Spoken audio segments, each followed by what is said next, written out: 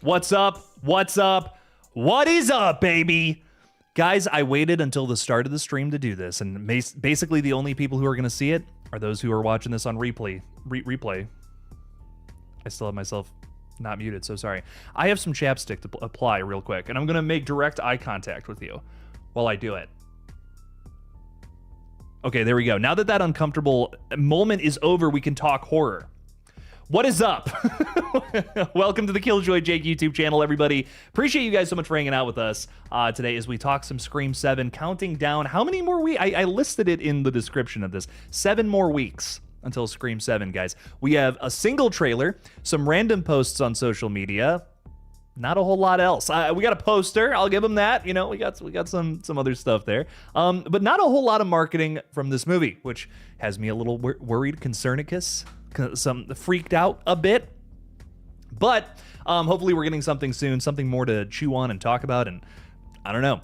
It doesn't seem like it's coming out this week. If you missed my video today, I don't think it's going to be dropping with Primate later on this week. I don't know, bums me out though, but we'll get into all of that fun stuff. First, I want to say hi to some of the wonderful folks who are hanging out with us today. We got Samantha Robinson saying first. Thanks for hanging out with us. Thanks for being first to the damn chat. That's awesome. JJ is saying, Killjoy, thank you for continuing to talk about Scream theories for Scream 7 and beyond. Passionate fans really appreciate all the work that you do. I appreciate you, JJ. Thank you for being here. Thanks for talking Scream with us, dude.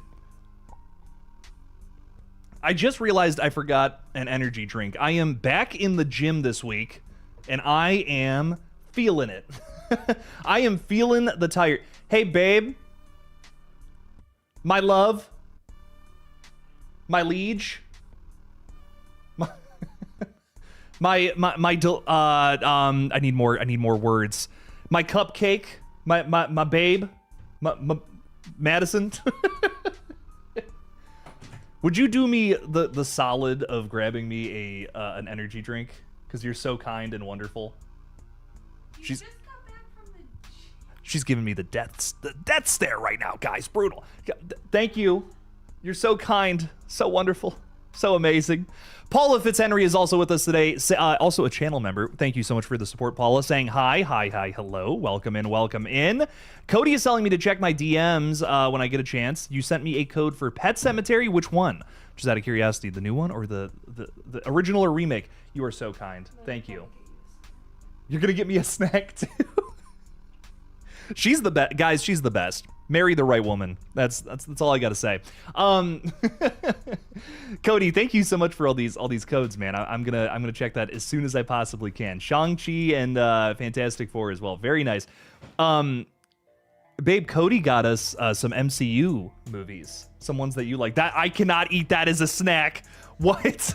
No. This a whole thing of salad. No. What? Don't leave this in here. We're off to a great start, ladies and gentlemen. This is wonderful. We have, not only do we have Scream 7 talk, but we also have a gigantic thing of Olive Garden salad. Does it get better than that? I don't think so. I really don't think so. Cody, thank you so much again for that. I really appreciate you a ton. RJ is saying another Scream stream. Are we getting sick of those? We can change it up, man. I don't mind. I don't mind changing it up a little bit. So we can talk about a whole bunch of things. I just figured with Scream 7 on the horizon here, it's a fun time to talk about the film and all that excitement. Maybe I'll do a Primate stream because I am really excited for that one. I'm hearing very good things. Talked to some friends today who got to see it yesterday. I totally missed out on the Monday Mystery movie, and I'm a little bummed out about that. Ooh, I love a good crack. I've heard nothing but good things about Primate. Very excited for it. So maybe we'll do a stream for that on Friday. Fuck it. Why not? That'll be fun. Erica Stabs for likes is keeping the chat safe. Modern, really appreciate you a ton, Erica. And thank you so much for being a channel member as well. Not Randy Meeks is saying, what is happening with the Scream 7 marketing? Has Paramount and Spyglass lost faith in this movie already? I hope not. I hope that's not the case.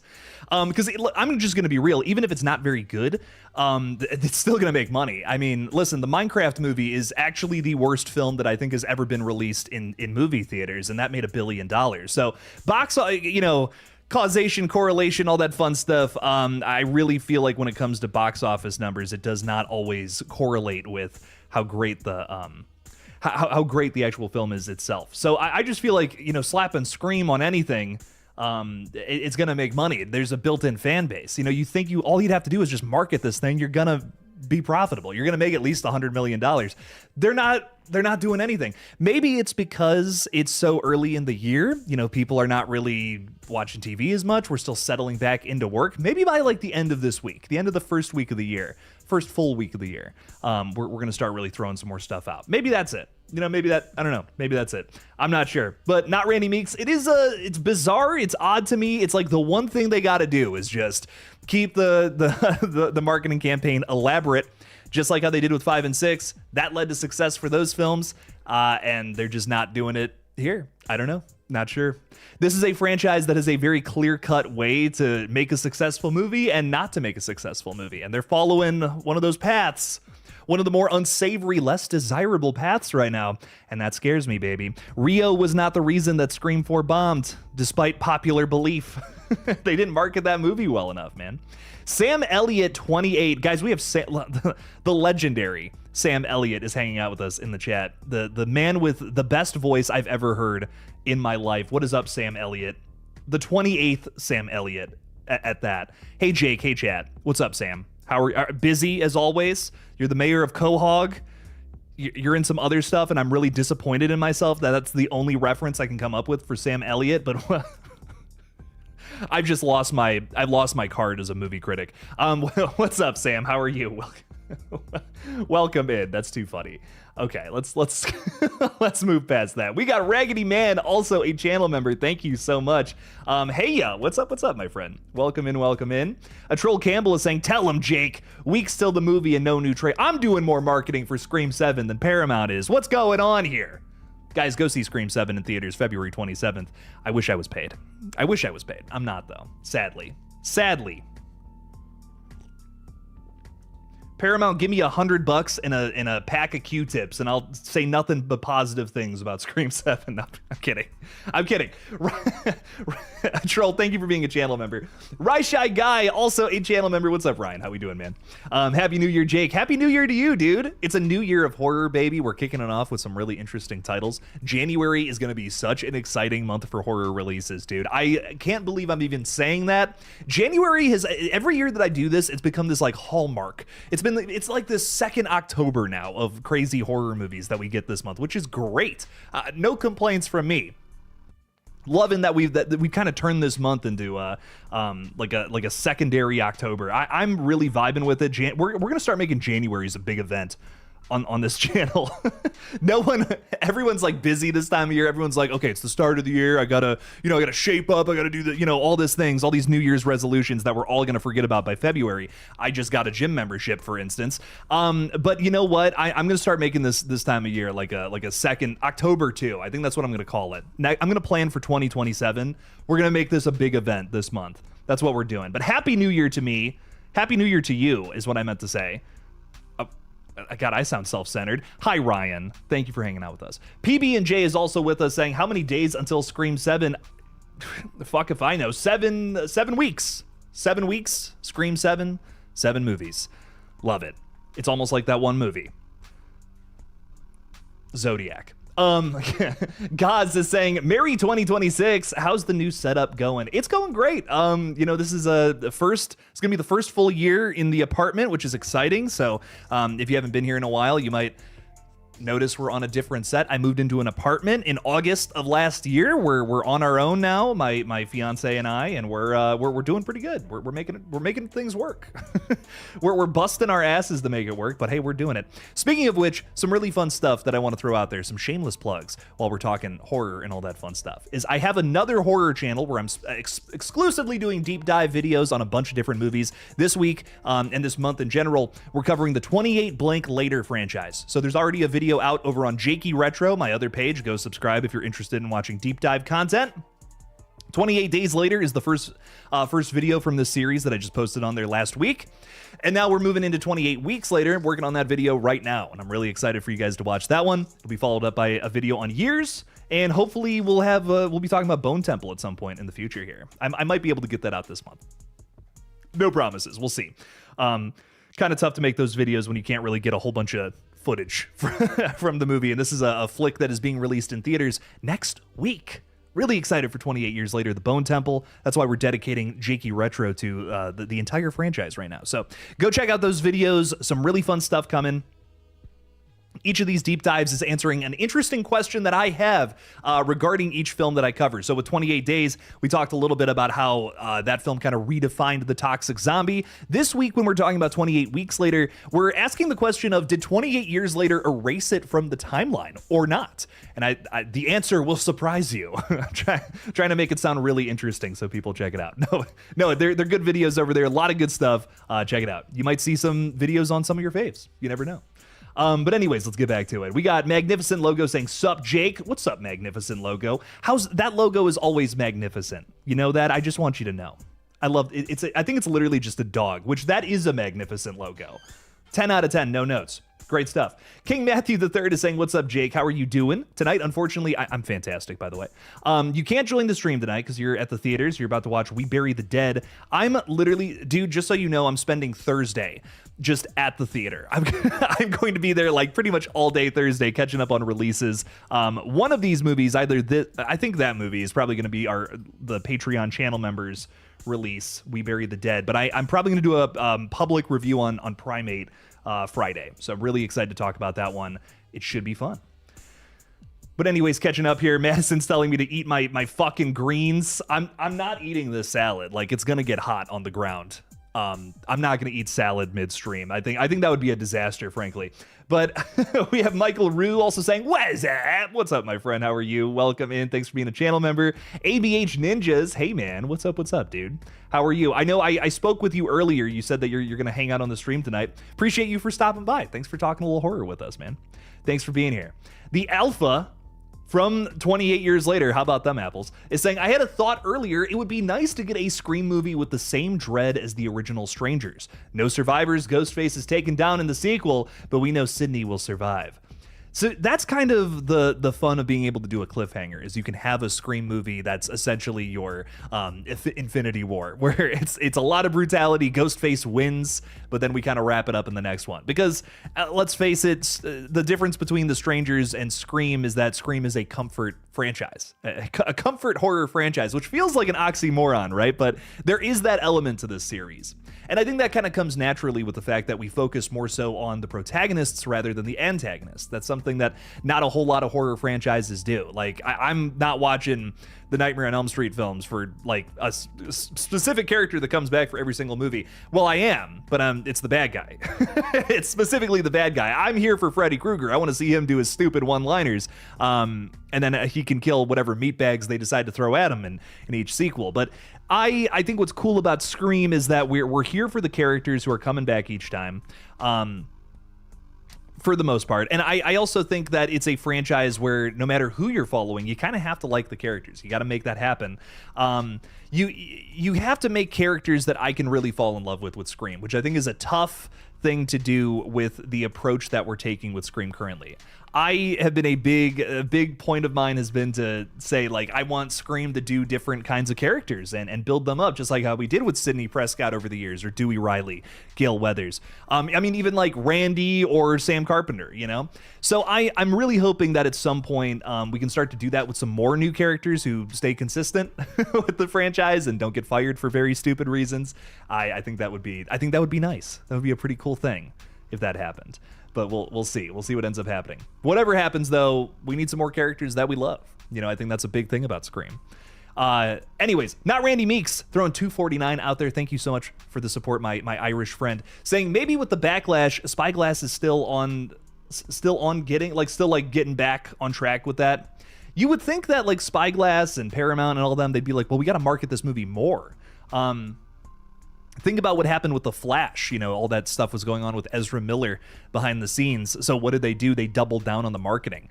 I don't think that movie ended up making a ton of money, but, you know, at the same time, I'm sure the marketing didn't hurt. You know, it's one of those things where it's like, well, Okay, well, thank God they marketed this as much as they did. I don't know if you guys remember this, but you couldn't go to a movie theater and not see that trailer multiple times. Like, it was actually, I was sick of the trailer. Like, I never, outside of my actual feelings for the film, because of how much it was marketed, I'm sick of the movie, and I've only seen it one time. Just like, and that's not even me talking about the film itself. The marketing was just so much. It was so much flash, flash, flash. You couldn't go anywhere without seeing Ezra Miller's face. But I obviously, Spyglass is just taking a different approach here. They're not over marketing the movie, and I might feel more confident about it if I don't know if they were actually putting some more stuff out there. It's weird. It's a strange thing. It's making me scratch my head a little bit. Just go see it. Go see the flick when it comes out at the end of February. Maybe see it once or twice. Take some friends. All that fun stuff. Not Randy Meeks, thank you for the 249. I greatly appreciate you. Raggedy Man is saying, I liked last year when places did Halloween in February. Ooh, I fuck with that. I absolutely fuck with that. Okay. See, we're going to have to start doing some events on here. I got to start thinking outside the box. Every holiday is Halloween if you really think about it. Or maybe if you don't think about it too much. Whatever way you want to spin it. Mr. Sin is saying, I remember Halloween Ends was promoted way more than they're promoting Scream 7. Also very true. They were doing a little more promotion with this film, even though it did kind of seem like, maybe the studio thought this one was a little more weird than the other ones, right? I don't necessarily want to say that, the studio, the people who made it, the people involved thought negatively of it, but it was more so like, okay, well, this one's a little more of a swing than the previous two. I think even people who like Halloween Ends can kind of agree on that. And it did make the least amount of money out of the three. And again, I didn't really personally care for Halloween Ends, but I don't think that's I don't think that's a testament to the quality of the film. I stand by that. Movies bomb all the time, and it just doesn't make sense. Like, sometimes it's just poor timing, or just lack of marketing, or whatever. Or, they release a kids film alongside it. No, I'm just kidding. That last point was a joke. But anyways, we also have, I'm so behind on the chat, guys. I'm so sorry. I'm taking my time today. Caden the Unk. What's up, Unk? How we doing? Hello, Jake. Strange that you and I never spoken on the phone. This is long overdue. Oh, baby. Oh, man. I love the little Scream 6 reference, dude. I love that Gail finally got her phone call. It was pretty epic. It was a pretty cool scene. It was fan service, let's be honest, but it was cool. Loved that in Scream 6. Raishai Guy saw Primate. It was okay. Super excited for the Bone Temple. Ralph Fiennes' character is going to have a crazy arc. I couldn't agree more. This is one of the movies I'm most anticipating all year long. I think Bone Temple will be on my top 10 list at the end of the year. Just like the original film was. I believe 28 Years Later ranked at number 3 for me personally from last year. I loved it. Oh, so good. It was my kind of weird, baby. I loved it so much. I'm glad it wasn't just Walking Dead the movie, which I was worried about, I don't think this one's going to be that either, which is nice. Erica Stabs for Likes has been a member for 20 months. Erica, I really appreciate your support. I just hope you know that. I say it a lot, but I really do mean it. Erica, you are a huge supporter of this page. Not just by being a channel member, but you're also in like all these streams. I see you in everybody else's streams, which is just so cool. Erica, you are a major pillar of this community, and we all greatly appreciate you. This is gonna sound creepy. We talk about you. We're like, Erica's pretty fucking cool, right? That comes up quite a bit in the YouTuber circles and group chats. Do we have group chats? I'm not a part of them. I don't know. They think I'm like the weird kid that kind of they don't tell the group chats about. They don't tell him about the group chats. That's what I meant to say. That's how I meant to word it. But anyways, Erica, you're wonderful. Thank you for being a member for 20 months. You're saying hit that like button or I will come find you. That's what you're using your member post for too, to make sure people like the stream. You're way too kind, Erica. Thank you. Thank you. I appreciate your support. Erica will bite off your fingers too, so just be wary of that. Honey Goth made it to the stream. What's up, my friend? I talked to you as well. I'm glad you're here. Thank you for being with us tonight. Appreciate you. Thanks for talking some Scream tonight. Very good stuff. Gaz is throwing 349 out there. Ooh, baby. I love when people throw like a weird number with the super chats. That always just makes me laugh. It's great stuff. Thank you for specifically 349. The best Ghostface is from Scary Movie 1. No joke. Doofy? Yeah? Okay, listen. I love it. This is a hot take. This is some Scream fans are gonna get real red in the face hearing this, man. Hey, there's a reason I got Doofy's mask over on the wall, like right there. Yeah, there we go. That looks right. It is a very funny twist. Do you know what movie it's doing a parody of, though? Let me know in the chat. Little trivia question for the night.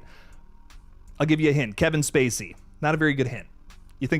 Everyone kind of thinks of something else when they think of Kevin Spacey now, but famous Kevin Spacey movie that they're making a joke out of, which is great. But guys, thank you so much for the 349 as well. Doofy the best Ghostface. Oh, I want to open that up to the chat. Honestly, I want to make a whole video about this. Is Doofy is that the best twist in the whole Scream franchise? That isn't a Scream movie? Let me know. Guys, thank you again. I appreciate it. Nicholas Brady is saying, yo, Jakey Jake, what if the killer in Scream 7 is the cat that ran out of the garage during Tatum's kill scene? His motive is no one was there to clean his litter box after Stu died. Well, see, Nicholas, here's how Scream would approach it, though. It would be like the cousin of that cat. And it would be the son of the cousin of that cat who's pissed off about that cat's encounter with Ghostface and having to be involved the whole time. That's how Scream would do it, of course. But I love the energy. I love it. No, that's wonderful. I think we need that twist. Is it Jay and Silent Bob? I always forget which Kevin Smith movie it is, where they have Wes Craven come out and he's like, I got the twist for my next Scream movie, and it's a monkey with the Ghostface mask. That's how they came up with Primate. Fun fact. I'm just kidding. That's not true, even remotely. Mr. Sin is saying, I think Sydney was going to get killed and Tatum continues the franchise in the future, but in Nev's contract, she can't die. So I think Sid and Tatum will be co-leads to each other in both movies. You know, yeah, yeah, that's probably what's going to happen. I just don't like this balancing act that we're doing between new characters and legacy characters. I think that's actually kind of just hurting the films. I would have rather this film just been about Sydney and like people in her age group and demographic. Like just Sydney, she has a bunch of friends. Maybe she has some kids too, but it doesn't really focus on them. It doesn't balance between them. We got to focus on a central character who is part of this murder mystery. We're following them through it. I just think that would be so much better. That calls back to the original Scream, which still I think has one of the best murder mysteries in the whole damn thing.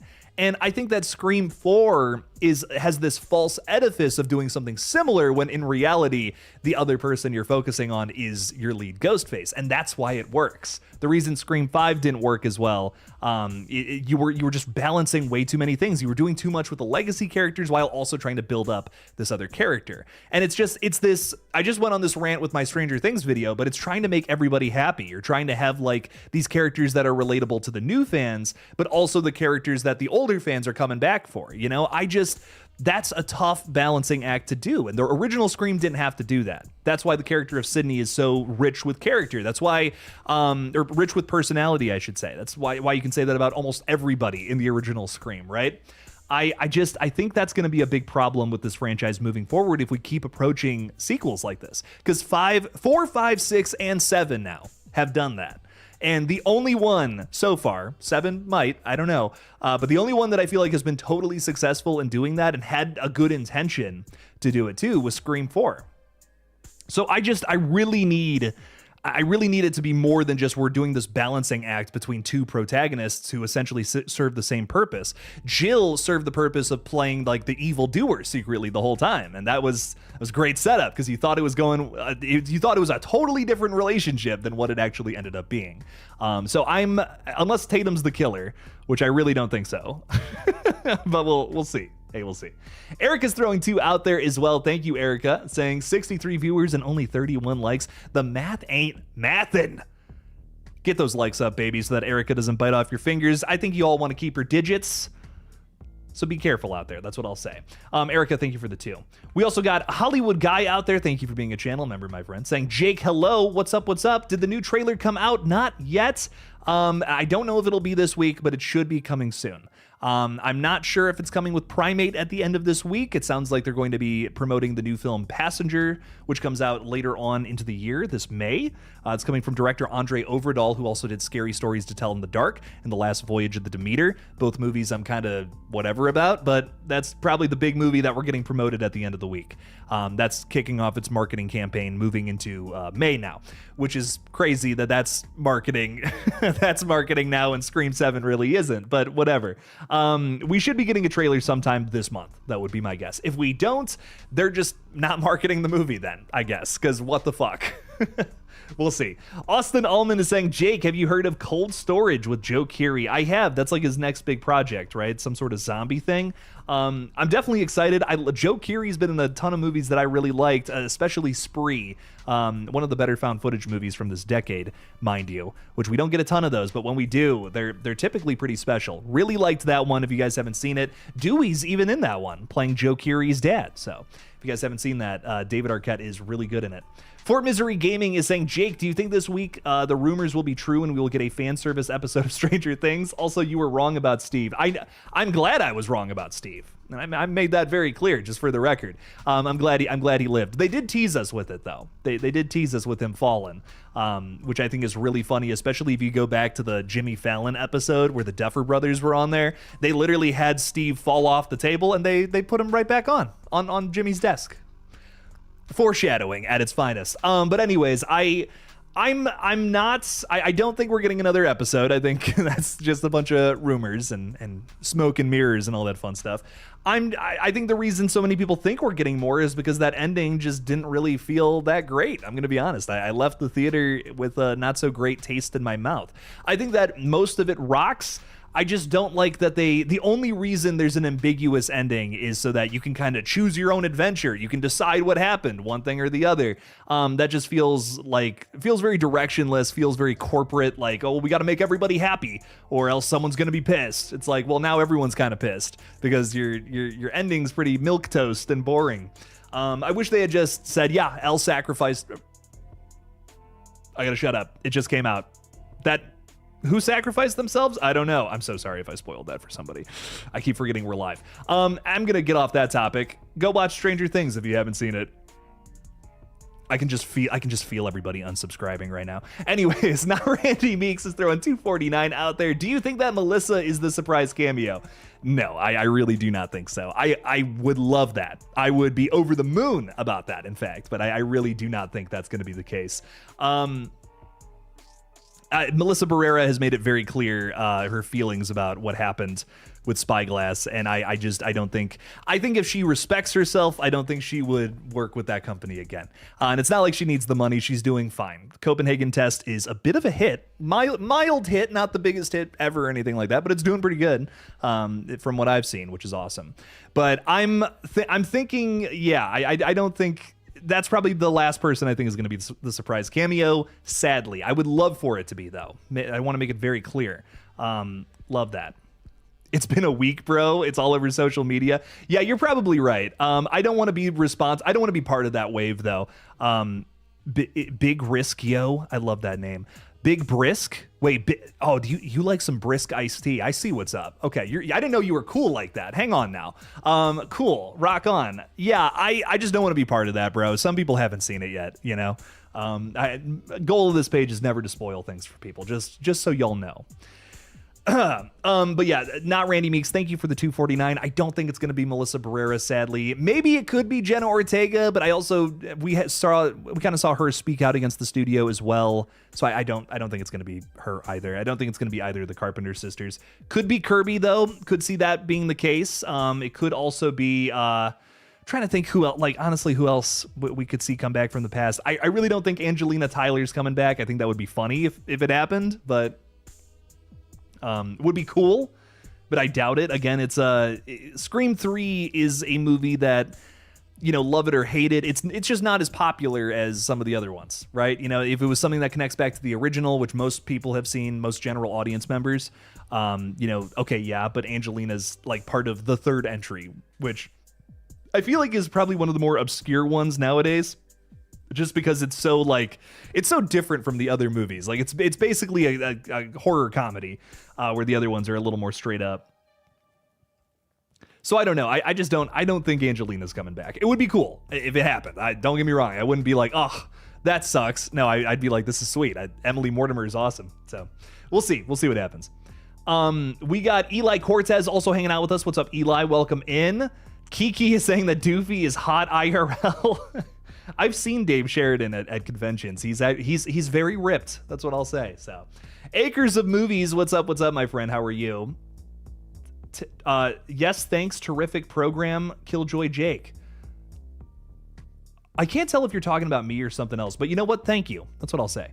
Rank opening sequences of Scream. I've definitely made this video before. I don't remember when, but I definitely have. Here's what I'll say off the top of my head. I don't remember what the list was off the top of my head, but I know that I love the opening of Scream 2. Probably Scream 2 is still my favorite opening. It's a great opening. I think I love Scream 6's opening the very best, honestly, just from personal preference. I think the original is the most iconic. It's one of the things that puts Scream on the map without a doubt, but like in terms of personal preference, I think I just like the opening to Scream 2 and the opening to Scream 6 a little more. So that's those are my two favorites from the whole franchise. Just excellent stuff. Things that made me, jaw dropped, some excellent character work, whatever. Just something about both of those scenes really works for me. Neon World 77 is saying, what's up, Jake and everyone in the chat? We're vibing out. We're talking a little horror, talking a little Scream, baby. What's up? What's up? Welcome in. GullGotha is saying, I know a lot of people want another trailer, but the Scream teaser felt like it was a full trailer to me. Pics I'd be okay with, but I don't know how much is going to be left to imagination. Honestly, you are right about that. But we're interestingly diving into this area where I'm starting to realize that as much as I complain about trailers showing too much, if you don't market enough, the word doesn't spread. I mean, realistically, there's a core fan base that is going to show up to the theaters for anything called Scream, but that really only makes up like 20 to 30% of the people who are actually going to go and see this in theaters. Like, there's also the general public, the audience members, people who have Regal memberships or something like, or AMC memberships, who are going to go and just see whatever's in theaters, right? There's a ton of different people who are coming to the theaters, whether it's franchise fans, which does make up only a smaller part of it, versus like general audience members, family members who are being dragged along, who are also paying for a ticket. You got to think about all these different factors. They have to market this movie more. They have to put out more promotional material. And sometimes, yes, that does mean we get some things spoiled about the movie, which does suck. But if the movie doesn't make any more money, this could be it for a little while. And personally, I'm biased here, just for the record, but I would love to see some more Scream movies happen. I love this franchise. I truly believe it can go on forever. It sounds like the people making these movies feel that same way. I've kind of heard Kevin get on a tirade very similar to this. Some of the people involved with these movies, what was his name?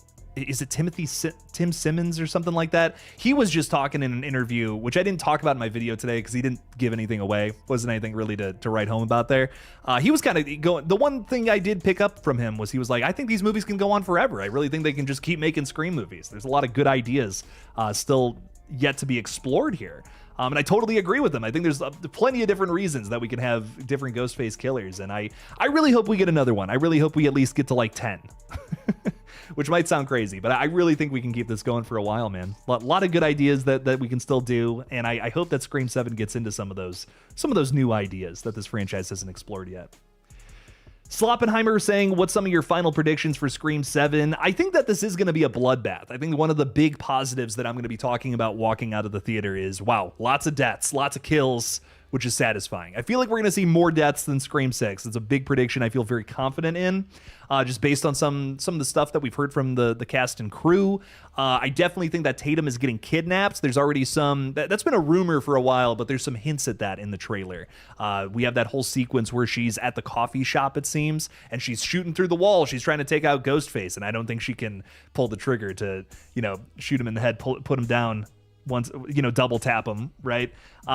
She's still a young Padawan, right? She's not like full final girl status like Sidney Prescott is. So I think that she's gonna get kidnapped ultimately, and Sidney's gonna be lured out somewhere to make that happen. So I think I'm pretty confident in that. I'm also pretty confident that Tatum and Sidney are gonna live through the film. I don't see them dying. I think that's crazy talk. It was one thing when we were talking about like Scream 5, right? And we're like, they're not going to kill Dewey. They're not, that was a slight that I didn't expect from Radio Silence. This is I am so unbelievable. If they kill Sidney or Tatum, I will be like jaw on the ground. That would be the greatest twist I've ever seen in a movie ever, because I wouldn't expect it by a long shot. Like even more so than Radio Silence killing off Dewey Riley. They're not going to do that. I promise you they're going to live through the movie.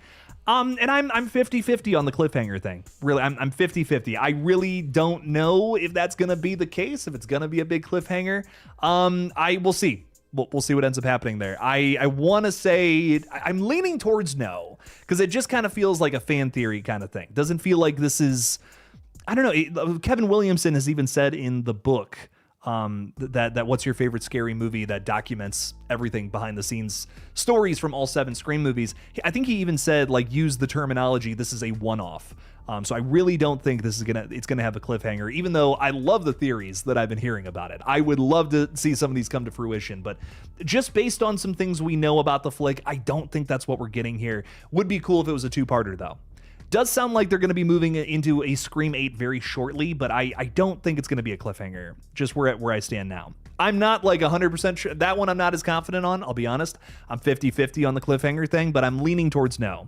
So let's say a 51% no, 49% yes. It's that close. Like I'm that serious. I'm that on the fence about it. The real Craig GL. What's up, Craig? How we doing? Yo, Jake'll. I'm going to change my name to that after this. What's up, Craig? How we doing?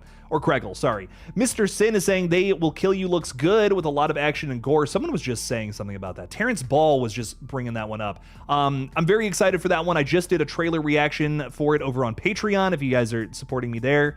I had nothing but good things. I was actually, it was above my expectations. I didn't think it was going to be that, I didn't think it was going to go that hard. I'll be honest. It's going to give Ready or Not 2 a run for its money, I think. Let's get back to this, though. Check out the video if you want to hear my more in-depth thoughts on it over on Patreon. Big Brisk Yo is saying it's been a week, bro. It's all over social. Oh, I read that already. Never mind. You're still based as fuck, though, for having Brisk in your name. Honestly, Sopranos is still talked about to this day if Tony died or not. Doing open endings will have it talked about for another 15 years, and Brisk is shortened for my last name. Oh, so you're not a fan of Brisk? Lost a little respect for you. No, I'm kidding. I'm joking with you. No, I am down for open endings, and if you check out my Stranger Things video, I break it down why I don't think it works for Stranger Things, but it does work for other. What's up? The Stranger Things thing is only on Steam? Oh, that's such a bummer, dude. I'll buy it after this. I'll get it.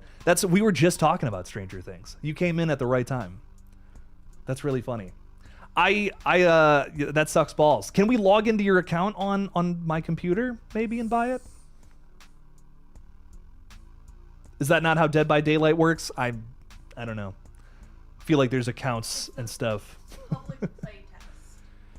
Oh, that's what it. Yeah, you're right. I read about that. Okay. Yep. Oh, you read about it and you just didn't. I didn't. Mention it? I didn't think that you couldn't do it on PlayStation. I thought maybe we could invite you to a game. It's all right. I'll figure something out with all of it. I think we can still play against Vecna though, which is like the big thing. I want to be able to play. I saw people doing it earlier. I actually looked it all up. Do they have cross-platform turned on or off?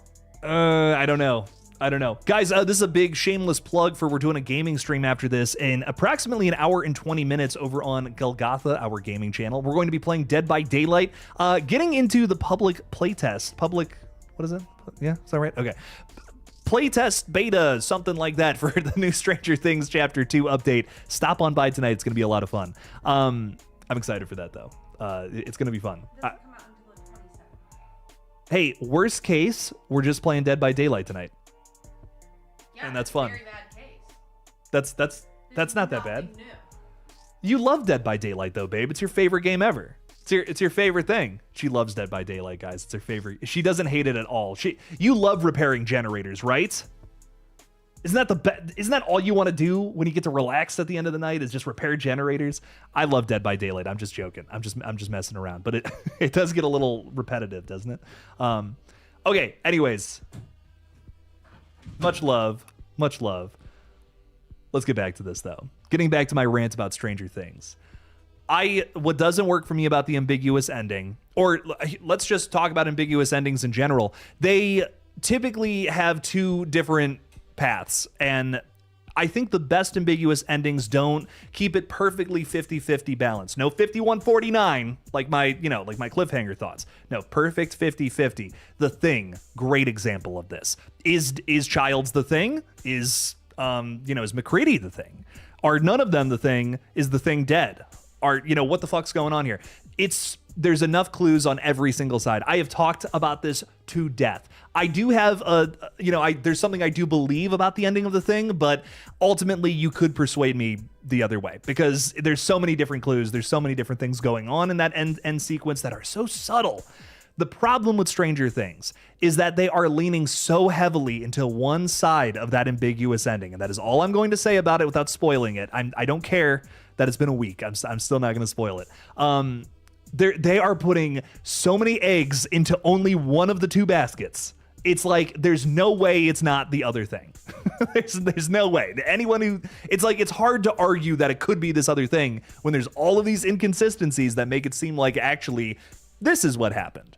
And if you know, you know. If you don't, it's all good. But after doing a lot of reading, doing a lot of digging, admittedly watching a lot of TikToks on people pointing out some interesting things about that final episode, it's like, yeah, no, this is what happened. There's no way it's the other thing. And that's what bums me out about Stranger Things. That's why that's why I love ambiguous endings. I think ambiguous endings can be, in some ways, the best ways to end things. I think the cherry on top of John Carpenter's The Thing, which is one of the best horror movies ever made, is that ambiguous ending that keeps the terror going beyond the end credits.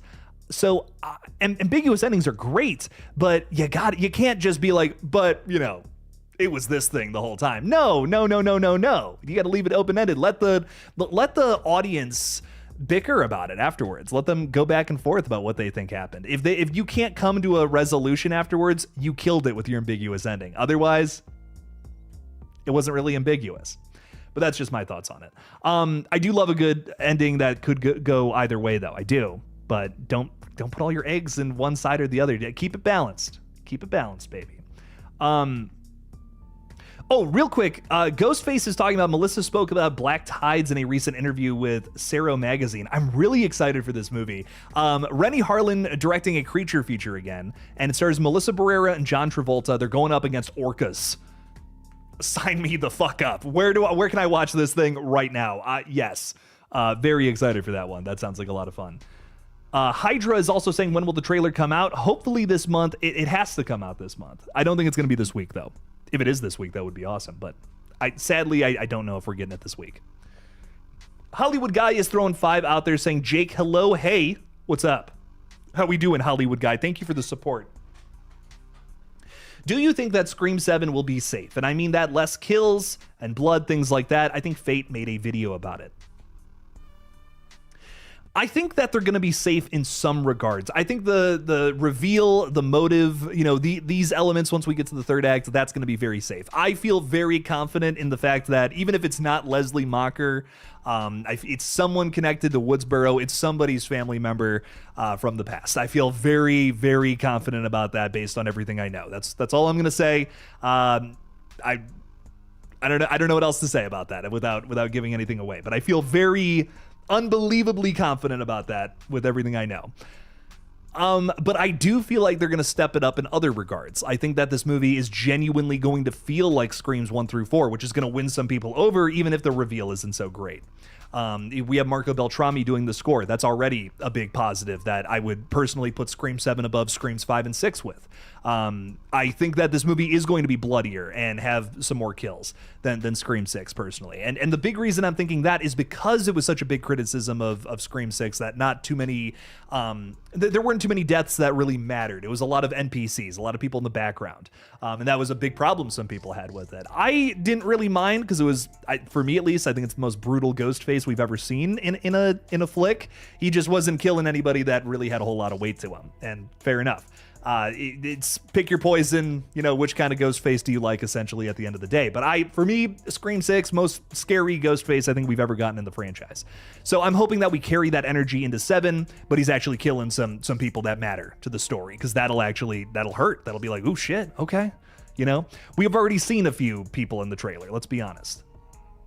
There's a few people in the trailer who I'm 99% sure are dead, and they're main characters. So I'm pretty happy about that. Pretty happy about Scream 7's choices there.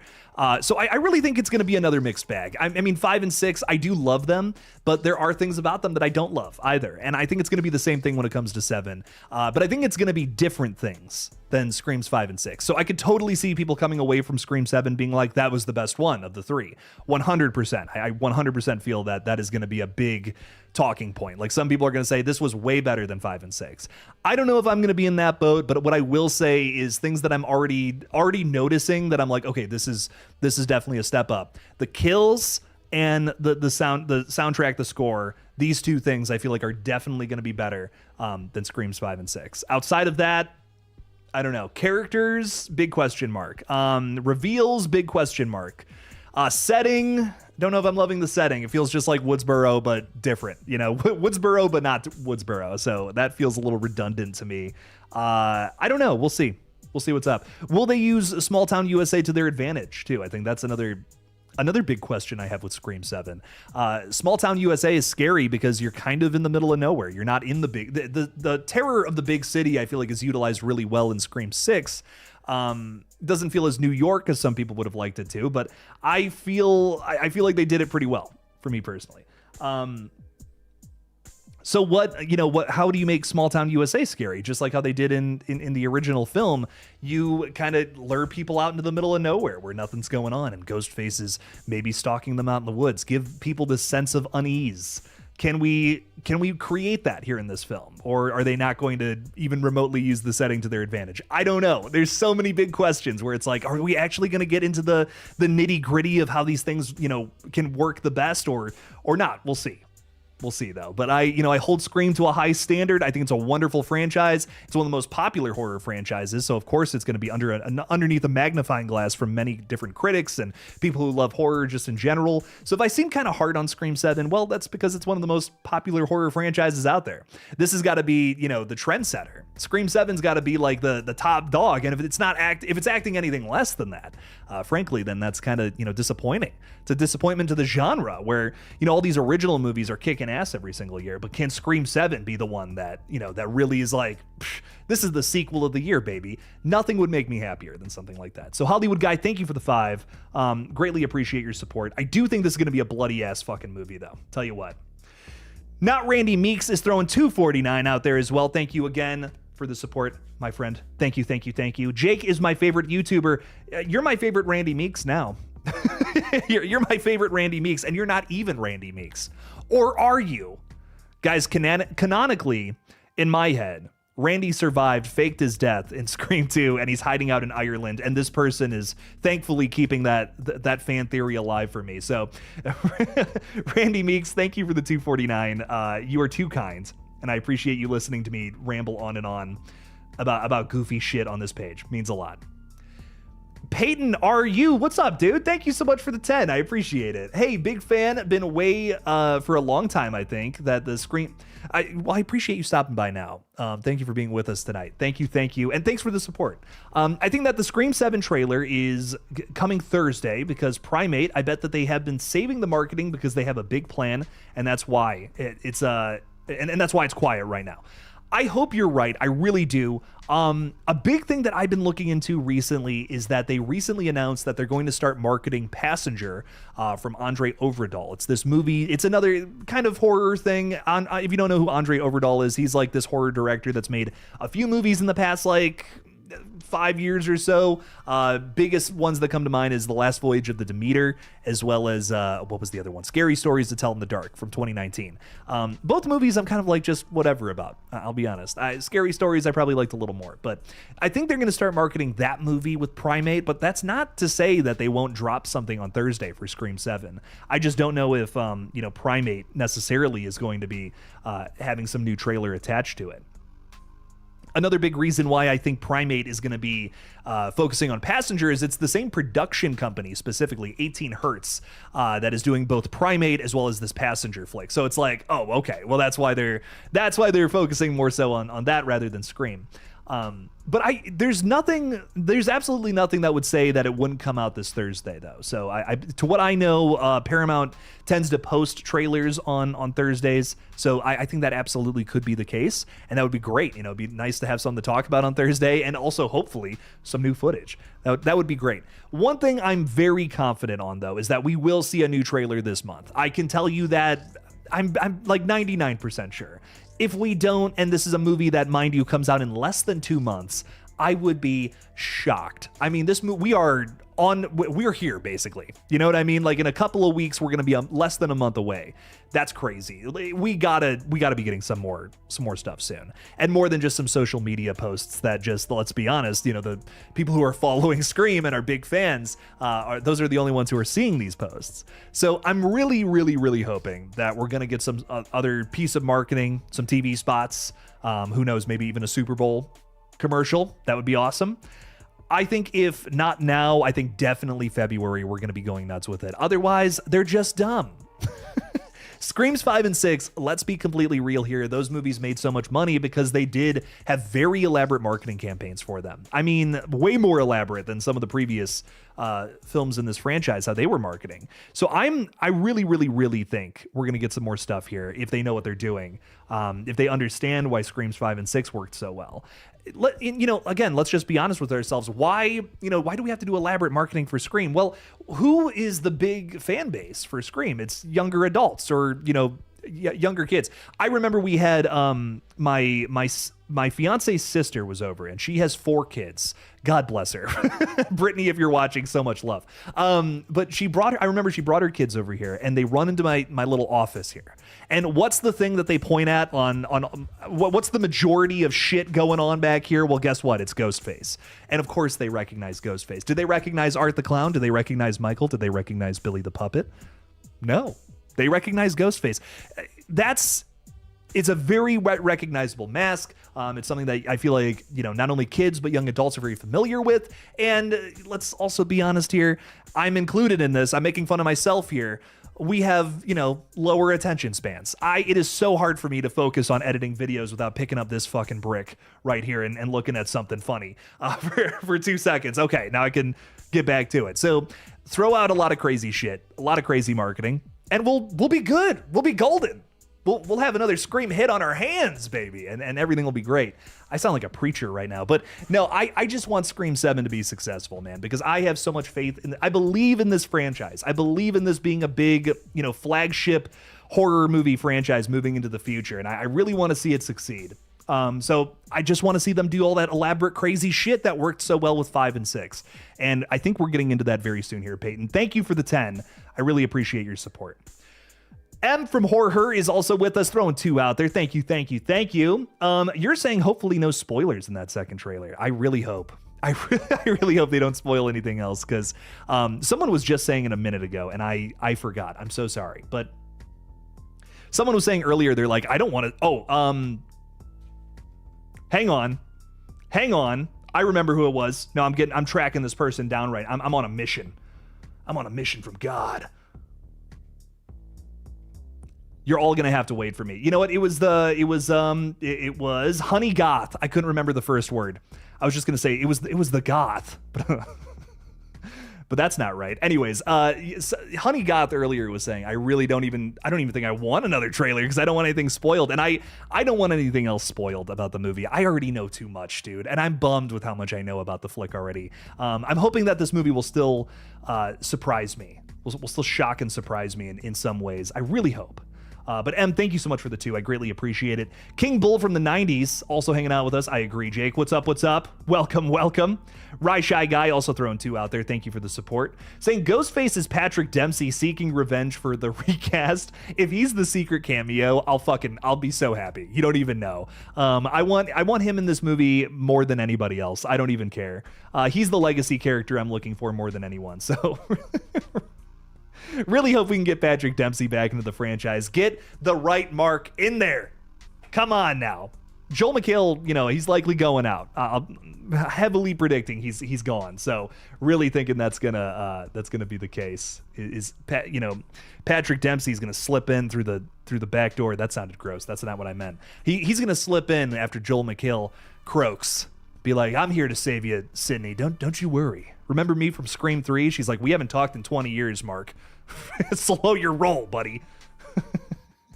No, I'm just kidding. I would love to see him back in the franchise, though. Love Patrick Dempsey. Thank you again, Ryan. Appreciate you a ton. What else do we got going on? You kick ass. You're wonderful. Thanks for hanging out with us. Thank you. Peyton is throwing $20 out there. Peyton, thank you for the support. That's awesome. Thank you. I hope Kevin Williamson brings Wes Craven vibes back as the director. Every time he is involved in something, it always is my favorite Scream movie. That's why 3, 5, and 6 aren't, and I hope he brings fresh ideas just like 4 and 2. I hope so too. I think Kevin Williamson's got a certain touch about these movies that really brings some like a fresh energy. I mean, it came from him, essentially, that original script, the idea. And, he's built this franchise off of it, and other people have, of course, lended their ideas to it too. But I do love me some Kevin Williamson scripts. My 2 favorites from this entire franchise are 1 and 4, like without a doubt. These are the movies, in my opinion, that just feel like the most consistent. I think have the best twists, reveals, characters, lots to love about both of those flicks. And 2 is ups and downs for me. There's things I love about 2. There are things I don't like about 2, and there's like no in between. It is constant ups and downs. Sometimes we have one of the best opening scenes in the entire franchise, and at other times the boyfriend starts singing. What? But anyways, Kevin Williamson does have a certain touch that I think is going to make it feel like Scream, on top of a lot of other things too. A lot of other working parts that are coming back for Scream 7 specifically that, again, even if the story isn't necessarily there, I think this one is going to feel more like Scream, which I know has been a big complaint, something that we've talked about a lot on these chats before. I personally like 5 and 6. 5 and 6 delivered good enough stories for me where I was like, cool, some good stuff in there. Not everything was great. But I specifically love the motive of Richie and Amber. That was a big thing for me. Amber's reveal, one of my favorites in the whole franchise.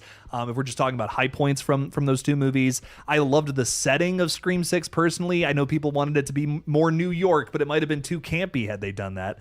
I don't know. There's a lot of things about 5 and 6. The opening scene of 6 is my favorite opening scene of the whole franchise. I know, crazy take. It's the best. Nothing tops it for me. Love it. Love seeing things from Ghostface's perspective, even if for a little bit. But I do understand the criticism that those movies don't necessarily have the Scream feel. And people kind of miss that. People kind of miss how they felt back in the past. But I also do. The other thing I'll say to that is I also feel like Scream has to be modern in order to work. Such a big thing about Scream is that it is hitting on what's going on right now. You know what I mean? Hitting on like what's happening right now and making it relatable to this specific time. Scream movies are time capsules in a way. They are both timeless and time capsules. If you go back and watch Scream 2, I feel especially Mickey's motive is such an excellent time capsule of like the youth of that era, I feel. And I think that's kind of what's cool about going back to that one, because it's still a really fun and enjoyable movie. Hell, if it came out now, I bet it would still be a hit. But what's also nice about it is it's like, oh man, like that we are in the headspace of late 90s, just people, which is so cool to me. And I hope Scream 7 doesn't lose that. Scream 5 has a little bit of that, Scream 6 less. And I'm hoping that 7 doesn't lose it entirely. I'm hoping that we kind of get back to, especially Screams 4 and 5 of the sequels. I feel like those hit, of the more recent sequels, I should say. Those 2 movies I feel like hit on what was going on at the time very well, more so than some of the other sequels.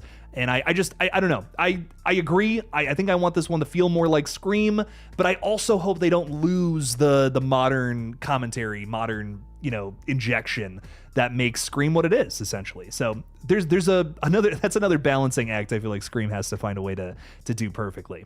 This is not, listen, Scream is not an easy mixture. If a lot of the shit that I say sounds complicated, there's a reason for that. Scream is a complicated franchise. It is not an easy brew to cook up correctly. That's what I'll say. So Peyton, thank you so much for the 20. I greatly appreciate it. There's a lot to love about this franchise. A lot of little details that they got to get right in order to make a great film. And in my humble opinion, I love all the sequels, but I don't think any of them have quite done it in the same way that the original flick has. None of them have come close even, I'd go so far as to say. The original movie, I think, will always be the best, but I'm excited to see what concoction happens here in 7. Maybe some things that people will like more, maybe some things that people will like less. We'll see though. Paul, Mr. Mastermind Killer, thank you for $50. Holy shit. Thank you for that huge super chat, my friend. Thank you, thank you, thank you. Didn't send this yesterday because I didn't want Night or Fate to get any. That's too funny. My theory for Ghostface in Scream 7 is someone Tatum's age with Woodsboro as Ghostface. So somebody at her age range, essentially, but somehow connected to Woodsboro, essentially, as Ghostface, is what you're trying to say.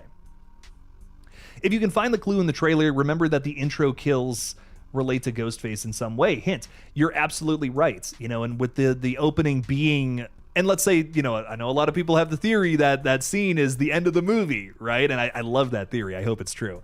But if it is the opening scene, if the opening is Stu's house burning to the ground, where we're focusing on, there's a lot of different ideas going on here. There's these thoughts about legacy. We're burning down the house from the original movie. That's telling me the Ghostface this time around is connected to those events. Maybe has some sort of, you know, a vengeful feeling about that for whatever reason, is connected to those events and feels very strongly about them for whatever reason. So it's got to be somebody from the past. It's got to be somebody that is, whoever's Ghostface this time around is connected to Woodsboro and what happened there. But also, you know, I think it would be a nice twist if it wasn't someone connected to Sydney necessarily, but more so Tatum, kind of like what you're saying. And I think that there's going to be like this in-between thing with it. I think that we're going to be talking about generational trauma and how that's passed down between people. You know what I mean? How a parent affected by trauma from her time period can affect what happens to the next of kin, essentially. I feel like that to me is what we're getting into here. I think we're going to be mirroring the relationship between Tatum and Sydney in our ghost faces. That's why I strongly believe it's going to be like someone like, just for example, Anna Camp and maybe like Asa Gurman, for instance. Like, so it's a mother and a son, essentially.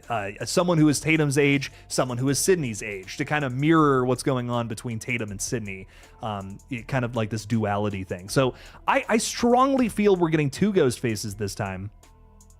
Maybe like a third. Everyone's talking, there's this rumor that's going around that Gail's gonna run over a ghost face who gets revealed like halfway through the movie or something. Outside of that, I feel like our big reveal is going to be two ghost faces, a mother and a son, or a mother and a daughter, something along those lines, where the mother is more so connected to Woodsboro, but therefore the offspring is also connected to Woodsboro in the sense that her mother has kind of passed down that trauma, forced this onto her in a way. And I think that's where we're going to get a different kind of relationship between our killers. And I think that's where we could also get some really interesting kind of conflict maybe between the killers too. Maybe the younger character here is realizing, I don't have to be doing this. That could be kind of fun to explore. I don't know. There's a lot that we can still do with Scream and Ghostface based on relationships, situational events like that. Every time we talk about this on stream, I'm just like, they can make 100 more fucking movies because there's so many cool ideas we have yet to explore or even think about. That to me is one of them. I would love to see a Rocky Ghostface relationship, so much so that maybe they turn on each other at some point, and that's why we're getting foiled in the third act, opposed to just our characters besting them. So I personally love that. I think you are 100% right. I think there is going to be someone who is younger, someone who's older, or you were saying that that's Tatum's age connected to Woodsboro. I think in some way, yes, might be a little convoluted like how I was pitching, but in some way connected to Woodsboro, absolutely.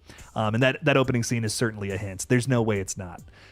Paul, thank you for the 50. I really appreciate your support of the page. You're way too kind. Thank you. You're also throwing another 2 out there saying no new scenes in the upcoming Scream 7 trailers. Please, you don't want anything spoiled. I don't want anything spoiled either. I do kind of want some new scenes. I kind of want some just quick little flashes of new characters. That's it. Nothing crazy. You know what I mean? I'd love to see Anna Camp. I'd love to see Sam Reckner. Maybe Asa Gurman. That's it. That's all I want. That's the only new stuff I want. Outside of that, nothing else. That's it. We're good. But Paul, thank you again for everything. I really appreciate your support. Peyton is throwing 5 out there. Peyton, thank you for your support tonight as well. Scream 7 is basically like a gift, I hope good, for fans, because 2026 marks 30 years of Scream, and why Stu and Basic Ally a no way home for Scream, in my opinion. So we think Peyton thinks it's gonna be Stu returning back alive. Matthew Lillard is part of the cast. I don't know. putting my own bias aside, and I try to do this when we talk about Scream, or try to talk about Stu stuff, I just have basing all of this off of what we've heard from our returning dead characters, who, mind you, is also David Arquette as Dewey Riley and Scott Foley as Roman Bridger. We've literally heard Scott say that he was never given a script. And if he's coming back alongside Matthew, who is supposedly dead, as we know right now, that could change. How could we do something that explains that Stu was alive if Scott was never given a script? You know, I can't fathom that. I can't fathom what that even production what would that even look like? So I don't see how they could explain how Stu was alive with, let's say, Roman, for instance, and maybe Dewey was there or something. What would these three be doing that Stu could have lived? And also, mind you, wasn't scripted. This is something that would have had, if you're going to do this scene, you know, if you're going to write this scene into a Scream movie and explain how Stu survived the events of the original, maybe by the helping hand of Roman, you would think it would be scripted. You would think that this would be a very detail-oriented scene. I just don't see how they could do it without a script. That is tough for me. That feels like this is something that I feel like you could maybe do. Maybe you could do a quick flash, a quick scene, whatever. I feel like they genuinely just had Matthew Lillard, Scott Foley, David Arquette go into a booth and read some lines as Ghostface, like basically pretending to be AI that our Ghostfaces are using in the movie itself. That's my thought. Again, that's my thoughts, just unbiased. That's my thoughts unbiased based on everything that we've learned through the marketing, through interviews, whatever. It would be really tough to do a scene like that without a script, I guess is my point. And like, also I'll ask this too. If you are somebody who wants to see Stu come back, would you want them to handle it like that loosely? I feel like that to me would be such a mishandling of a situation that's very delicate. You know what I mean? A situation that needs to be perfectly explained or it's not going to work. So I don't know. For me, I wouldn't even want Stu to come back if they were going to, mismanage it like that. You need to have a script. You can't just be like, just do this and it'll be fine. You know what I mean? There's always a better way to do it, and you got to put some brain power towards it, especially with bringing back a character who we've assumed was dead for 30 years. So that's tough. That to me would be a tough thing if they didn't even have a script for it. So Peyton, we will see what happens. But I am excited. It's a 30-year anniversary movie. It'll be 30 years this December, which is exciting. And I am really hyped up for that. We might have some sort of Scream celebration this December, to celebrate the original flick or something. We got to do something, right? We got to make something happen on that day. But Peyton, thank you so much for the 5, and we'll see what happens in February. It's going to be exciting to find out. Let's Scare Tiffany to Death. Is that your name? That's a crazy name. I love it. What is up? Maybe Tiffany, if you're still with us, if Tiffany is still around, maybe to hear my response. What's up? How we doing? Welcome in. Thank you for the 5. They are burning down Stu's house. What if it's somebody's brand new No Ties, a literal reboot? I mean, that could be the misdirection, right? Because I feel like a lot of the trailer, a lot of the marketing in general so far is trying to make us think it is a big connection. It is Stu Macher. It is, whatever. But then the misdirection is that it's none of those things. It's somebody who's just trying to erase the legacy, erase the past. And I think that would make sense for a Scream villain, right? Again, I think something that is very celebrated in Scream in general throughout all 6 of the movies is nostalgia, is just remembering old horror movies that we love and still have a love for today, still have an influence on the genre. I mean, going back even to the original flick, it is nostalgia when we have Randy getting up and, pointing out things about Halloween, the rules and all that. That only works because of a big reference, nostalgia.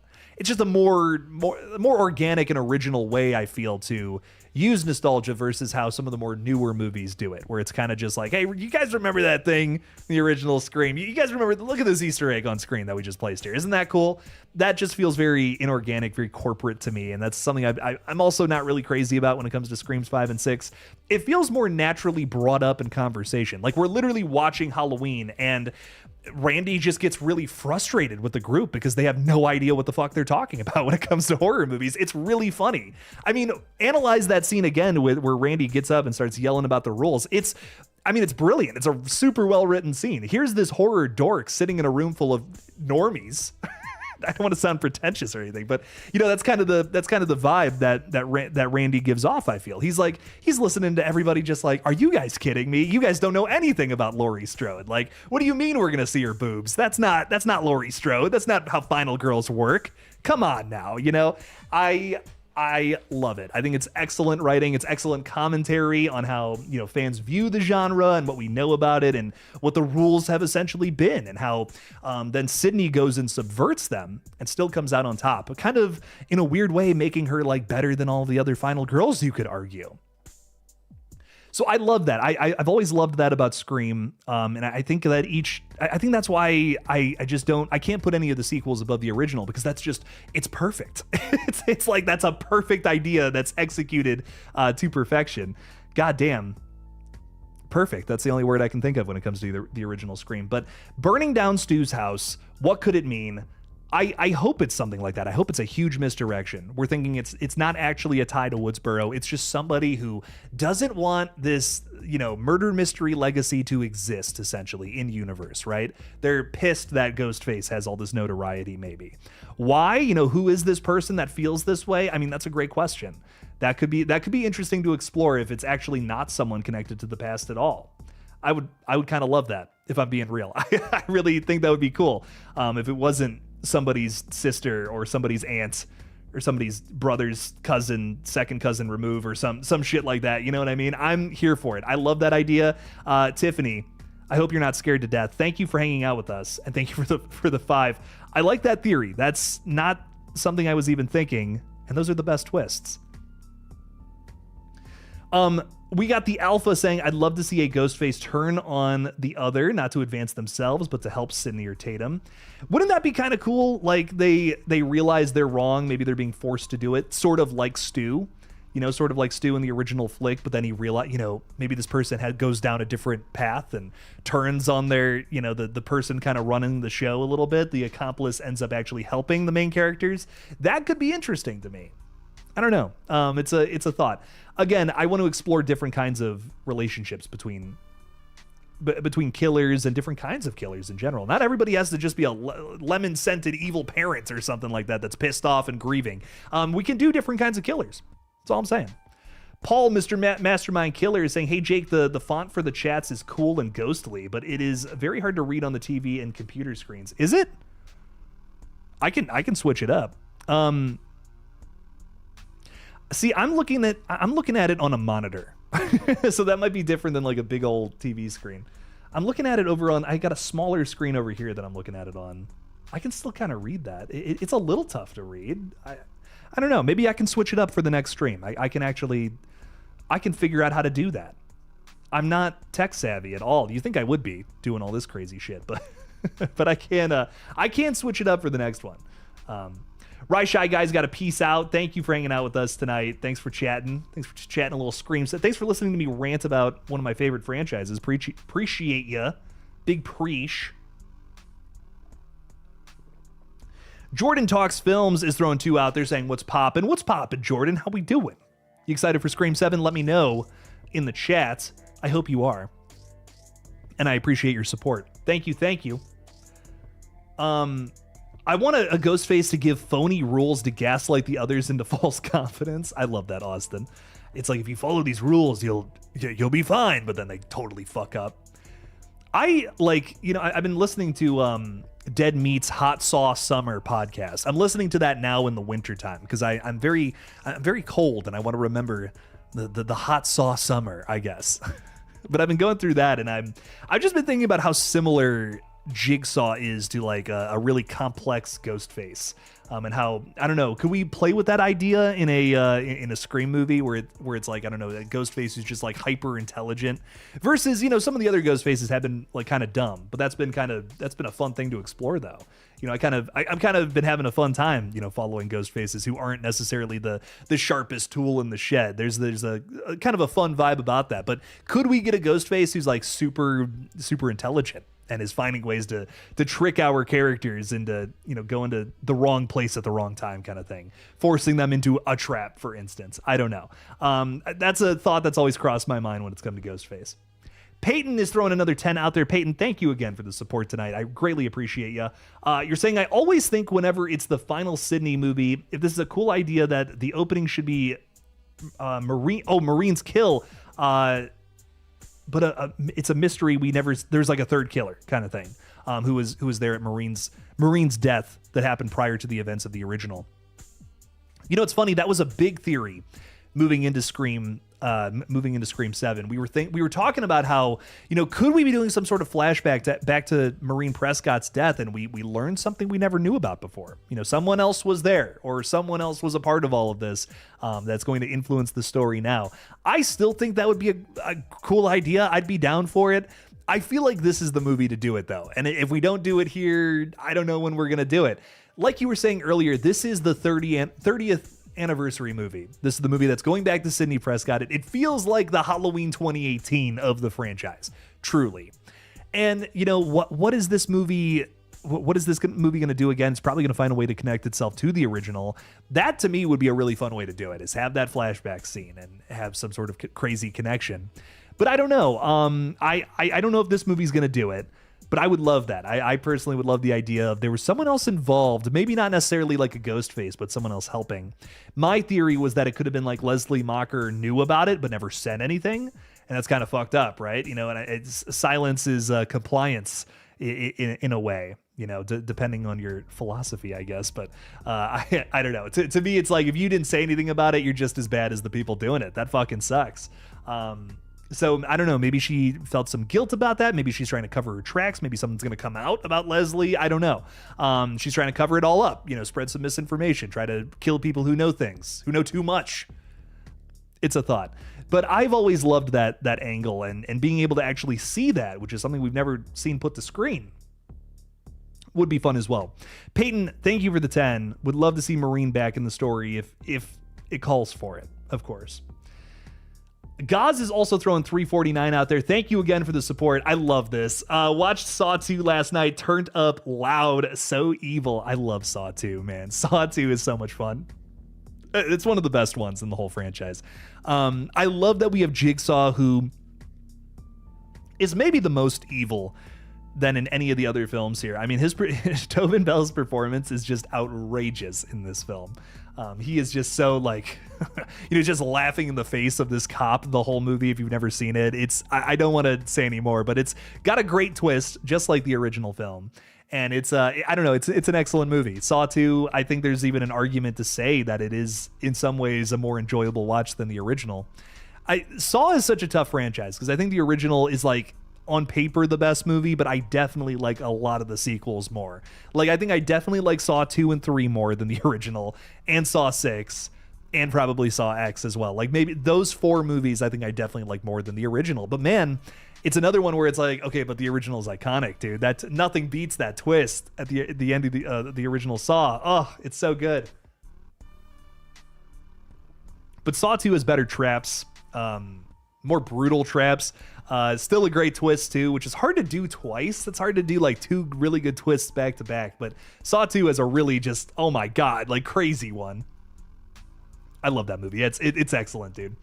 Great watch. I got to go through that franchise again. It's been really fun listening to Dead Meat's whole podcast series on it. So, but thank you again for the support, my friend. Really do appreciate you a ton. We have Paul also throwing another 5 out there saying, what if with Randolph and Tatro's supposed intro kills, it's a stab 8 kill scene that rolls into Scream 7's intro, similar to the Scream 4 intro scenes? You know, I wouldn't be totally surprised by that, considering all the Stab memorabilia. Stab itself is just like the Scream franchise. It's very meta. So it could be, the whole snake eating the snake thing. Here we are making fun of our own franchise by saying that, it's kind of fucked up that we hit on real life tragedy. But I don't know. I feel like there's more to say about it by showing us actual fans of Stab who are now getting killed by the real life. I feel like that in and of itself has so much to say in terms of commentary that this movie is getting itself into. And what I'm kind of getting into here is we have Jimmy, just based on the trailer, what we've seen, it seems like Jimmy Tatro is a huge Stab fan. He loves these movies to death. Michelle Randolph, not as much. She has very much so just been dragged along to this murder house, as she calls it, and she's not a fan. I think Michelle Randolph's stance is, well, these are based on real murders that actually happened. That's fucked up. Jimmy Tatro can look past that. He doesn't care. He just loves the movies for what they are. They're really fun. And he wants to go to the house where it all went down because he thinks that's just fun and cool. But not realizing that real people have suffered in order to make this franchise. You know what I mean? Not recognizing the fact that this is based on real life events. And that's interesting to me. You know what I mean? That to me is what's fascinating about the Stab movies in universe. And now we're taking that towards some modern commentary, which again is something that Scream has always done in every single movie. We have some sort of commentary about what's going on in the now. It's just part of the DNA of Scream. For me, it's like that's a really good angle to hit with a Scream film. I love that that's the angle that we're doing with the commentary. That's another checklist thing for me that I'm like, I can already see that being very well done with Scream 7. So I'm really hoping that we keep that going. Really hoping we keep that energy going throughout the entire film. And this ends up being just a big secret hit and not Scream 4 box office flop. We'll see though. We'll see what's up. Tyler Mann's with us. What's up, Tyler? How we doing, dude? Welcome in, welcome in. Dang, how long has this stream been going? I was steam cleaning my carpet. I'm still rocking and rolling, baby. We've been going for an hour 20, and we're gonna be going for a little longer here. But then we're gonna be hopping over to the gaming channel at 8 p.m., which is approximately 38 minutes from right now. So stop on by if you want. It's gonna be fun. It's gonna be a really fun time over there tonight. We got Kay hanging out with us. What's up, Kay? How we doing? Thanks for the 5. Saying, hey, Jake, I hope you're doing good. I'm phenomenal. How are you? Welcome in. How would you feel if all the legacy returning characters survive Chad, Mindy, Gale, and Sydney? I honestly wouldn't mind. I know I sound like this person who I'm like, oh, just kill them all. No, I honestly, I do believe deep down in my heart that, Scream really is about a lot of the legacy characters at the end of the day. It is about these people that we get to come back and see the next chapter in their lives. We can't kill all of them. But I think that there could be a really emotional moment that could serve the story, could give this entry some stakes if you do kill a character. But I also don't think, I hear a lot of people, my buddy Fate, who, I love so much, but he does complain a lot about Scream 6. And he's like, well, why didn't we kill any legacy characters? Well, did the story necessarily call for it? I mean, what did Gale Weathers do in that movie outside of that chase sequence? Not a whole lot. I mean, I honestly feel like that might not have aged that well had Gale died in Scream 6. I go back and forth on this point quite a bit. I feel like Gale was probably supposed to die in that film, and that's how Sydney would have came to New York for a last minute little cameo in the third act. That would have lent itself to a whole different criticism, but to stay focused here, I think that, had Gale died in that movie, I would have been like, man, that was the last Gale Weathers appearance. She does fucking nothing and then just has a call with Ghostface, which is a cool scene, admittedly. But I mean, she has no weight on that story. You could have done all of Scream 6 without Gale Weathers and it wouldn't really have changed at all. And that kind of bums me out. That would suck if that's her final appearance. Now compare that to Dewey, right? Compare that to Dewey in Scream 5. That's his fucking movie. I mean, I'm going to be real. I think my favorite performance in Scream 5 across the board, hands down, no contest, it's David Arquette as Dewey Riley. It's one of my favorite performances from him ever. Better than Scream 4, better than Scream 3, better than Scream 2. Better than Scream 1 even. I love his performance in this movie. That is my favorite incarnation of Dewey across the board. And I love Dewey. Great character. But man, I feel so bad for him in this role. I want him to survive. I want him to live. And then he, goes out a hero. It's the perfect ending to a perfect character. I love Dewey Riley so much. And I'm actually glad that's his final appearance. I as it stands right now, I feel like he has the very best arc of the main 3 characters. I feel like he's the best written across the board so far, because if you look at Sydney's appearance in Scream 5, what does she really do? She shoots through some doors at the end of the movie. Again, feel like you could have done Scream 5 without Sydney Prescott. You probably could have done it without Gale Weathers too. But Dewey, I don't think you could have done Scream 5 without Dewey Riley, truthfully. So I really do love that about him. And I think I would be kind of upset if they had killed Gale in Scream 6, because she didn't really get a whole lot to do. It's not really her movie, how it kind of turns into Dewey's movie in Scream 5 for a minute there. So if they kill a legacy character, they better have a big spotlight on them. They better be able to do something that feels like we're concluding their arc, or we're doing something that really fleshes them out, shows how they've grown as people throughout all these different movies. Because again, big part of Scream is these protagonists, maybe even more so than the ghost faces. So Kay, thank you so much for the 5. I greatly appreciate it. I think that these characters can survive. I won't be upset with that. But could give the movie some stakes if they kill one of them off. Which would, I think, would be interesting. We'll see though. We'll see what happens. It's not going to be Sydney though. I'll tell you that much. Peyton is throwing $50 out there. Peyton, thank you for your support. I thank you. I just appreciate you so much. You're way too kind. Saw 11, A Ghost Call, 2028. Love your idea for Jigsaw Ghostface. Thank you so much. I also think in my gut, Ghostface is going to be stronger and smarter and more dangerous. Stu's back, more prepared, or a big brute rando, not being sexist, Tatum, but I see a guy killer Solo in my opinion. I wouldn't mind like a big, like a big, strong, hulking Ghostface. But for me, I think what's cool about Ghostface is that he's a little more agile and stealthy. You know what I mean? I think that kind of lends itself to the whole idea that anyone can be underneath the mask and it can work. That's, again, I don't see Ghostface as the same kind of killer as someone like a Jason or a Michael. You know what I mean? Like they are smarter. I did make the joke earlier about how, well, they kind of have stupid plans every now and then, but I think that really only happens once the mask comes off. Before that though, Ghostface is like this almost like a specter, right? Like a shadow that's hiding somewhere ready at any moment to jump out and stab you in the throat. And that's kind of what makes him, again, just gives him some personality, makes him different than some of the other slashers out there, which is cool. They've always kind of done that with Ghostface, and I think that's a lot of fun. I think it was Zach Cherry who talked a little bit about this, because I remember him saying he was criticizing Scream 6 a little bit, because he didn't like Ghostface using, I think he didn't like Ghostface using the shotgun. I don't want to put words in the dude's mouth. Some YouTuber, I was watching their video and they were like, I don't know if I love Ghostface in this movie. He feels too brutal. Ghostface is more like agile, hiding in the shadows kind of vibe. And I think I kind of agree with that. I wouldn't mind a more brutal Ghostface, but I get that. I get what, like, how that's kind of deviating from the personality. It's kind of why, like, some people don't like, let's say Batman in a lot of the Zack Snyder movies, because he's like running around shooting people in the face. That's not Batman. You know, Batman's whole thing is that he's got like a creed that he follows. He doesn't kill people. He's the most like lawful good.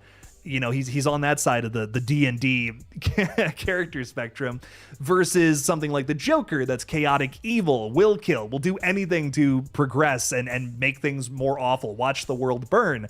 As we quite literally saw and heard Alfred say in The Dark Knight. So I think when it comes to Ghostface, yeah, he's just like he's just a different kind of killer than something like a Jason or a Michael, which is kind of what I love about him. I love that vibe with his I love that Ghostface has like a certain kind of personality.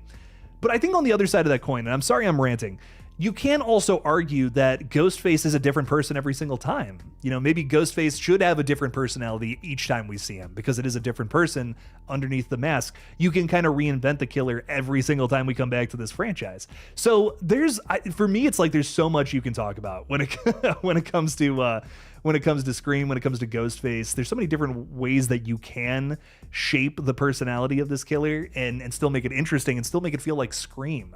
So all these ideas I feel like could work with Ghostface. Now, if we were talking about Jason Voorhees, totally different story. You know what I mean?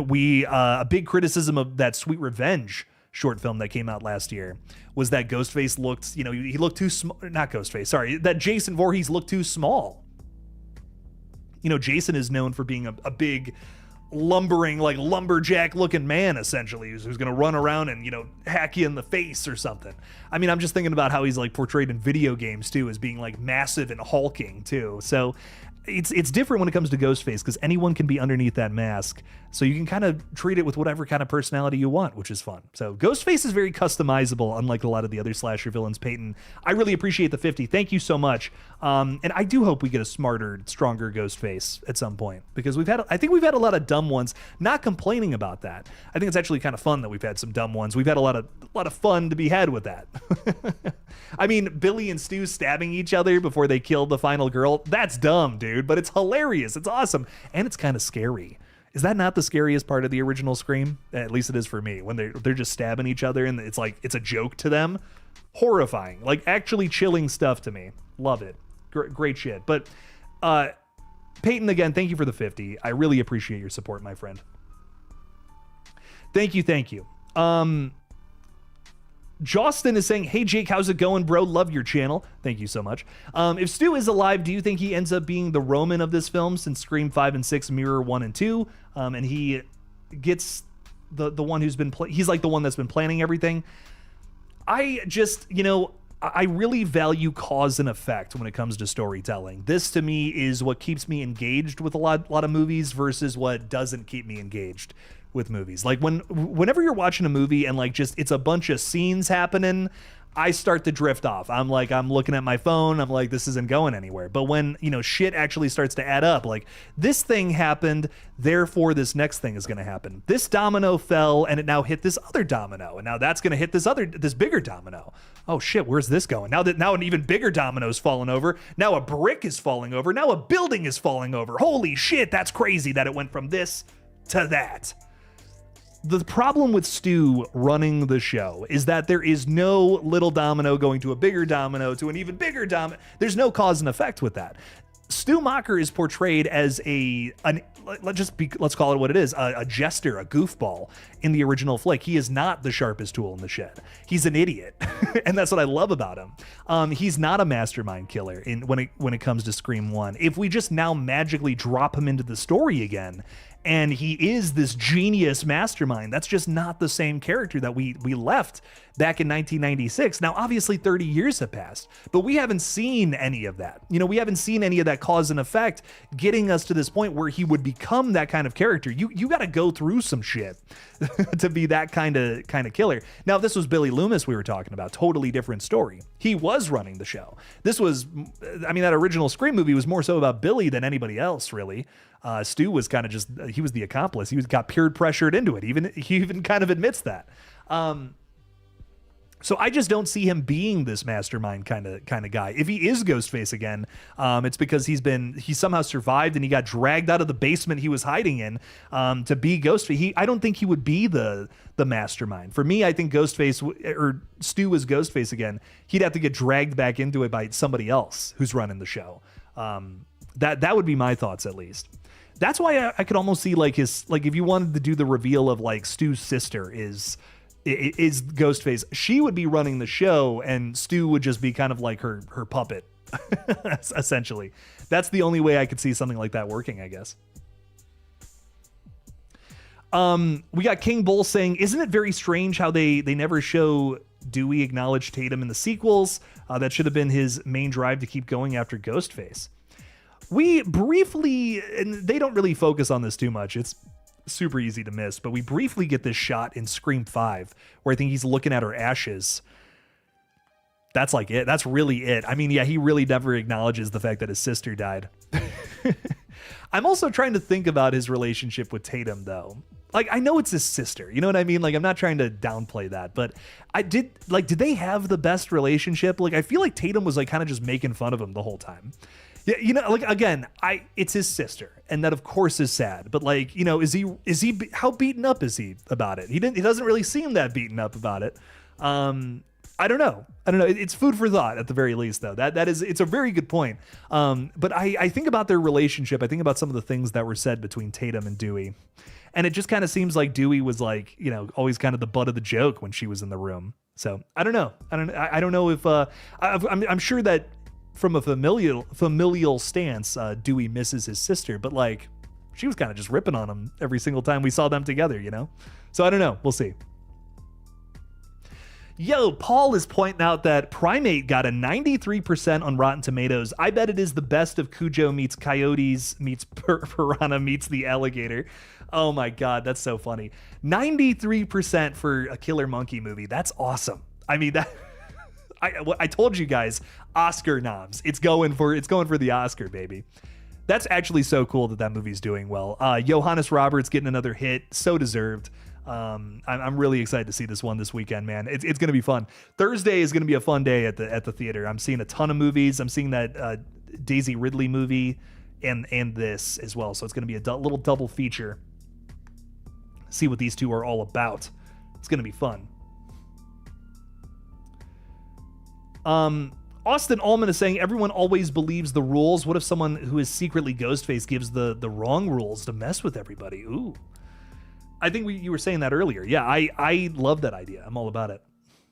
King Bull is like, it's still his sister, though. I think he would be upset. But again, you know, if they didn't have the best relationship, maybe he's not completely broken up about it. You know what I mean? Not like I'm talking about it all the time kind of vibe. You know what I mean? Like, I don't know. Maybe I'm just being crazy. Anyways, Primate is the continuation of the monkey scene from Nope. That's so funny. That's what I've been saying for the longest time. I'm like, I think someone saw the opening scene of Nope and was like, we got to make that into a movie. That's awesome.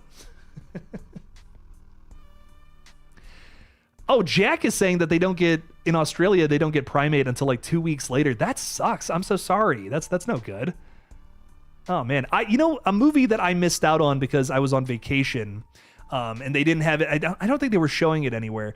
The Surfer with Nick Cage. I don't know why I just thought about that, but I was like, oh, I'll go see it next week. And I think it was like out of theaters by then.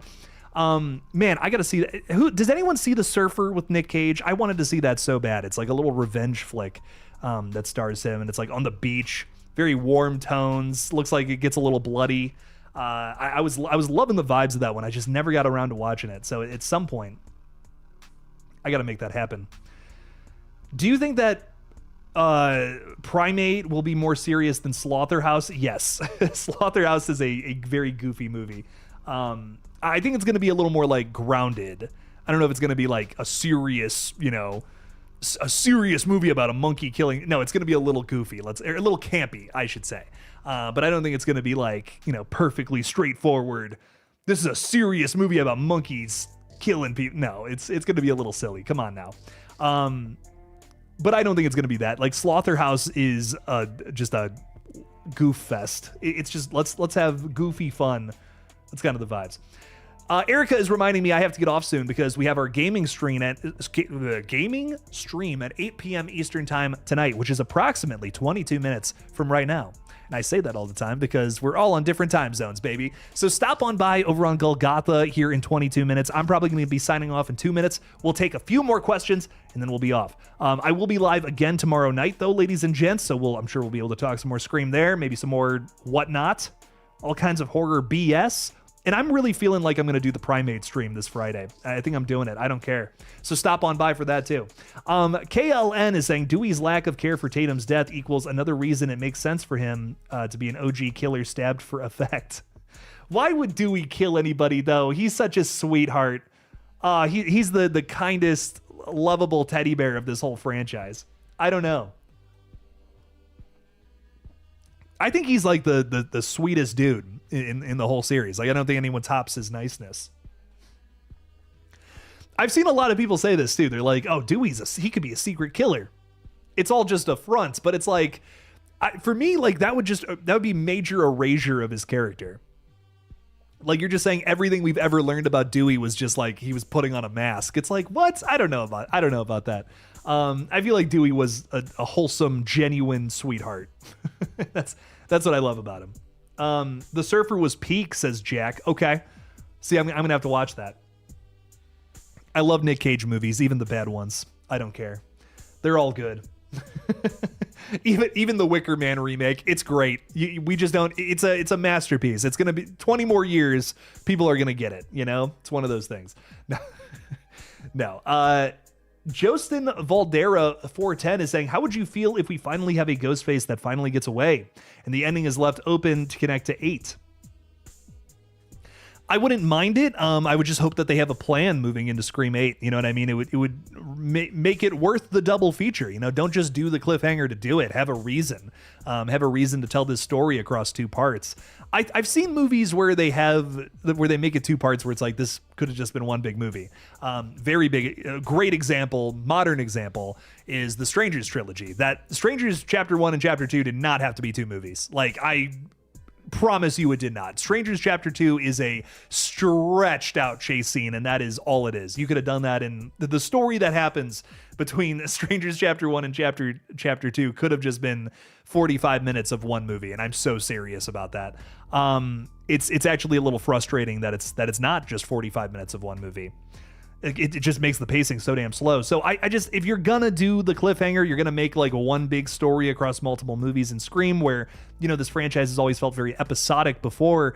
I think that you have to have a good reason to do it. You have to have like different twists and turns. You're gonna have to break the formula, you know, that everybody loves and is tried and true, which if you're gonna do that, you gotta have a good reason to do it. So cliffhanger ending, that's a tough thing to make work, I think, in this franchise. But it can be done. You know, again, it's not something I wouldn't say don't do. If you got a good idea for it, run it. The Beer Belly Angler is saying, I think Scream has been going strong for so long, it's because it's always a new killer. This lets every movie stay somewhat fresh. What do you think? You're 100% correct. I think that's why something like Scream just doesn't really seem to get old, and why there is so much anticipation, excitement for each entry, because it could be anyone underneath the mask every single time. The moment that Scream starts getting repetitive with that, the reason that I'm so against family killers is that you gotta make it somebody different underneath the mask each time, or else it's just gonna get old. I also love the VHS franchise. That is one of my favorite horror franchises out there because of this same reason. It is so fresh with every single entry, and it's one of the only franchises where I feel like we're constantly topping itself with each movie in some regard or some way, shape, or form. The reason for that is because we are doing different themes every single time. We are bringing in different creatives entirely to make shorts, which make a lot of them, you know, big hits, middle of the road, misses, all over the place. You know, like there's all over the place shorts for that whole series, which is great.